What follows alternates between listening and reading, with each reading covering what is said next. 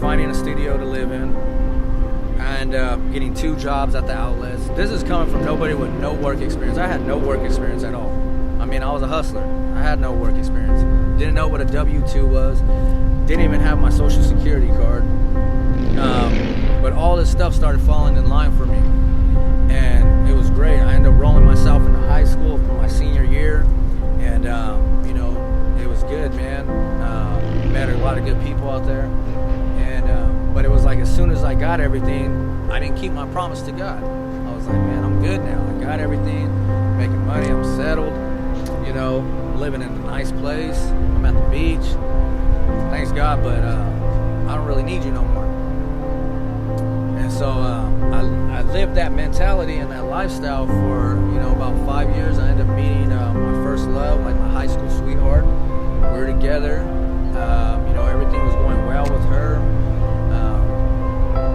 And it was little by little, man, God started moving things, changing the course of my life. You know, I ended up becoming a music artist, developed music, ended up getting really well at it, started doing shows, got noticed by some big A&R people through Universal Records, and everything just seemed right. You know, I was like, man, I'm gonna make this a career, I'm gonna be this music artist. And you know, I started realizing the fake people around me even through that. You know, so I had a good homie that was in the music industry with me, burned me for money, you know, and I found out his true heart. You know, he was fake, you know, and I felt betrayal, and it was something that, you know, that really shifted my course for the whole music thing. You know, I just realized that everybody's really selfish and after themselves in that game. But you know, through this process, I'm in my relationship, you know, we're engaged, we got this good thing going, and God's like, well, you know, since you don't want to serve me, I'm going to start showing you how I could eliminate and take things from your life that you're idolizing above me. See, in my relationship, I put my girl up here. You know, I thought, you know, she was everything, she was beautiful, you know, and in reality, you know, it wasn't that. You know, behind closed doors, she was cheating on me. You know, I was miserable. I was putting on that smile for everybody else, and I was claiming I had the best relationship, and you know, I ended up finding out she was cheating on me pretty much through the whole 5 years we were together. You know, and so after I lost her, everything like that, and the music came to an end, you know, I stopped doing shows, and I found myself in a real big depression. And I had a really good job at the power plant, Diablo power plant, and even that came to an end, man, because I was making good money, you know, and I was living the lifestyle, man. I was 21 years old. We had a car, place, you know, 2 blocks away from the beach, and I just started struggling after that, man. Lost my job, got laid off, and little by little, I seen my life just falling apart underneath me, and you know, so I stuck it out another year out there trying to make it work in the relationship, and took her back after finding out she was cheating, and twice, and you know, after that, man, it was just really the depression started kicking in, and I started fighting really bad with depression, and I had never been into doing drugs or you know, partying or drinking. At that time, you know, I started smoking weed, man, trying to get out of the situation I was in, just so I could, you know, not feeling everything. Started doing that. Started just being really to myself. Started cutting everybody off, and I had this very like dark cloud over me. You know, I lost weight. I lost probably over 30 pounds fresh out of high school. You know, I was weighing 170, 165, fit. You know. And by time, you know, at the end of the relationship and everything else, I was at probably like 110, you know, 115, and it was just getting worse and worse. And I remember coming down from Pismo to visit my mom, and you know, that was the first time I really witnessed my mom cry. You know, she looked at me and she was hurting, and she was like, you know, you look like you're dying. You know, you're so hurt, you're so depressed, you're miserable, you know, and it's taking its toll on your body. You know, you're letting this woman ruin your life, and you know, I don't even know who you are no more. You don't look the same. And that's when it really hit me that, you know, I was really going through something. And you know, after leaving that trip, I went back home, and you know, I really got into another big argument with my ex. And she was somebody that, you know, that could make me feel high or could make me feel low. And pretty much she didn't want to be with me no more. She left me to go be with another guy. And that was the first time I tried to commit suicide. I remember just really drinking, getting drunk, and you know, I was on liquor, and you know, I was only 21, you know, at the time, you know, and I was really going through it. And I just remember, man, feeling this feeling of emptiness, and I didn't want to move on with life. And so I had a gun, and I pulled out the gun. I remember writing letters to everybody, you know, apologizing to my mom, and I remember putting the gun to my head and pulling the trigger, and the gun jammed. And at that moment, when that gun jammed, it was like I felt everything leave my body. After that happened, my roommate came in, and he like stopped me, called my mom, and he said, "Look, Adrian just did this. This is what just happened." And I knew at that point that was my breaking point. I knew I didn't have nothing else to look forward to. My mom came down and convinced me to move back to Bakersfield. And so, yeah, I ended up moving back here, man. As you can see behind me, this is, you know, downtown Bakersfield. And, you know, so I ended up moving out here, trying to rebuild my life. You know, I was still depressed because I lost the woman I loved. But I ended up bouncing back on my feet, getting a job. And, you know, I found this new passion, and it was promoting. You know, I wanted to be, I had all the music connects with artists still because I was in the industry. So I had connects with Baby Bash, Too Short, E40, you know, the whole, you know, high power camp movement. And I was just like, man, I ended up linking up with some old friends that I grew up with since I was like 14, 15. And there were promoters out here for nightclubs. And actually the Nile nightclub. And it's crazy, man, to actually see this right now because I haven't been down here in a couple of years.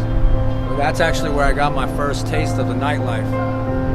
I ended up linking up with this group out here and everything, some old friends. And they were real big in the party scene. They were doing events all over, party buses, the whole works, you know. And I was like, man, you know, and I was like, man, you should join this, you know, you can make money, party for free, you know, we're like a family.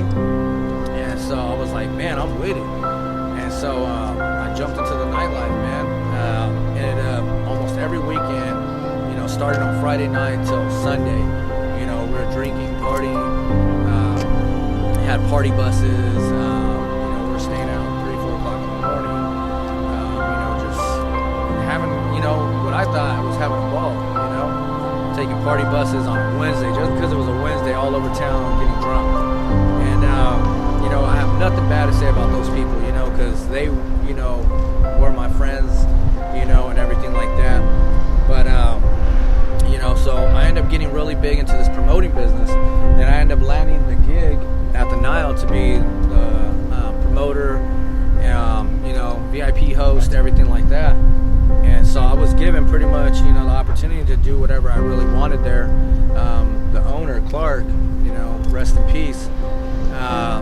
Good guy, man, really, really helped me out, put me in a position to make a lot of money. And so pretty much I took over. I started bringing out artists, brought out Baby Bash, brought out Too Short, brought out, you know, E40 when he had the #1 album in the country. You know, nobody could book him, but I had such a strong connect in promoting, you know, with people from LA and from up in the Bay that I was able to book him when nobody else could. and within 3 days, we sold out. 750 people we put in that nightclub right behind me. And, at that time, it was great. It was a great part of my life because I felt like, I was the man, I was making money, I was hanging out with celebrities. Everybody pretty much knew who Loyalty Entertainment was. I built a strong name for myself for being, the person that never burned anybody. Because there is a lot of shady artists and there was a lot of shady promoters out here that were doing people wrong and burning them for money. And always kept my word and always did what I said I was going to do. And so I built a really high respect level with me and the other people in the city. And so I did this, man, for 3 years, doing multiple clubs. Did the Nile, did Replay, did another club, Al Patron, and I was pretty much loving it. I was going to LA, I was hanging out with artists out there, but in the midst of all this, I ended up getting a girl pregnant, and it was a bad situation, and it was nothing against her or anything, but it was me fighting my own demons, trying to get out, the idea of my ex and everything, how bad she hurt me. So I started fornicating with with this woman and everything like that, and just being careless. Never was in love, and it was a bad situation because it was just kind of a fling, and she ended up getting pregnant, and that really it was a really big turning point because I was getting ready to move to LA at that point. I felt like I wanted to take that next big step in the promoting business. I got offered a spot out in LA, and also I still have the music background. And at this point, it comes to me and she's like, "Yo, I'm pregnant," and I'm like, "Yeah, right. You're not pregnant. You're just trying to get me back. Trying to get to stay with you." And she's like, "No, I'm pregnant. Here's the blood test."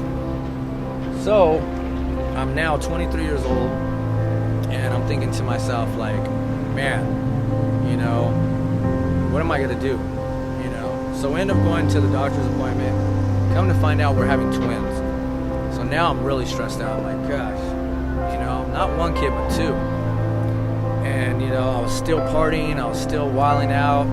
We did not have no relationship. I was just strictly doctor's appointments, and if she needed anything, I was there. But as far as the relationship, there was none. I was really selfish when it came to that. And so I ended up still running the club, everything like that. And even that started getting bad. As I said, we're downtown. A lot of shootings started happening, stabbings. The club life just, there was always an incident. And even the relationships that I had built with people started going bad. And so, once again, God was taking stuff out of my life, and with not me even knowing it, Eventually, the club business went down. I ended up getting out of that, and I was like, man, what am I gonna do now? I always knew how to sell drugs, and so I had, 2 kids to feed at this time. My twins were born. I was a single dad, juggling around 2 twin boys, at the age of pretty much 24, stressed out all the time because I had no job. Was trying to make money, doing what I could, selling drugs, gambling, whatever I could. And I just remember, like, man, this is not the life that I want to live. Like, I don't want to live this no more. And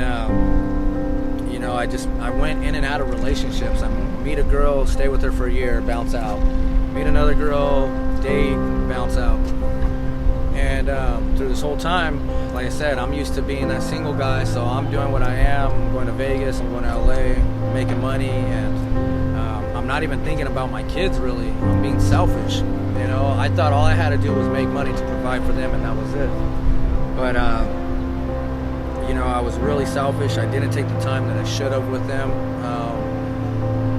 And eventually I ended up meeting my fiance, and we got together, and that was the first time that I really felt that I wanted to change. She told me, like, I don't need this guy that's out in the party scene and seeking attention all the time from everybody. And if you want me in this family life, this is what you got to do. So for the first time, I really felt content with, I got to let this go. So what I thought, and we ended up having a child together, and things were starting to look up. I had a family life now. We had a house, and we had our son, and also we became a blended family. I inherited my stepson, and she inherited mine, and we're doing well. But I was still searching. I was still searching for that next thing. I was still searching to make money. I was still doing shady deals on the side, and I was still searching for that acceptance from other people, and that I needed. And we ended up splitting up for about a good 4 to 5 months. We ended up getting back together. She got pregnant again, and but we were at a really good spot. So what I thought, and I ended up doing some wrongdoing to her. I went out and I cheated on her, and it really crushed her, crushed our family. And she was pregnant at the time, and so I pretty much ruined that pregnancy for her. And it's something to this day that I could never take back. To see the hurt that I put onto her was just an image I'll never get rid of. But I was selfish, like I said. I didn't care about nobody else's needs, but my own. And we ended up having my son, Gianni, my last son. And literally 2 weeks after he was born, she called it quits with me. She was like, "Yo, I can't do this no more. I've tried. I just can't forgive you. And you need to leave." And that was probably one of the worst days of my life, because everything that we had built, this home, everything, this family life together, was pretty much just taken away from me. And long story short, we separated. I ended up living in my car. I was pretty much homeless. I didn't have a relationship with my mom or my stepdad because of past incidents. So we weren't talking, so I couldn't go there. All my friends that I thought were my friends from the club, everything like that, they were nowhere to be found. I had a lot of friends that had these big old houses and everything. Not one of them offered me a couch. So I really found out who was really with me at that time, and pretty much I was alone. I was alone, and everybody that I had relationships with and everything like that were either gone or doing their own thing. So there I was. Thank God for my job. I still had a job, but I was broke. I had paid all the bills. I had paid for my son to be born. And so I was homeless. I was living in my car. I had a Toyota Camry, loaded up with all my clothes in it, And that's when I was pretty much at my breaking point, my lowest point that I've ever felt in life. And I remember contemplating suicide again.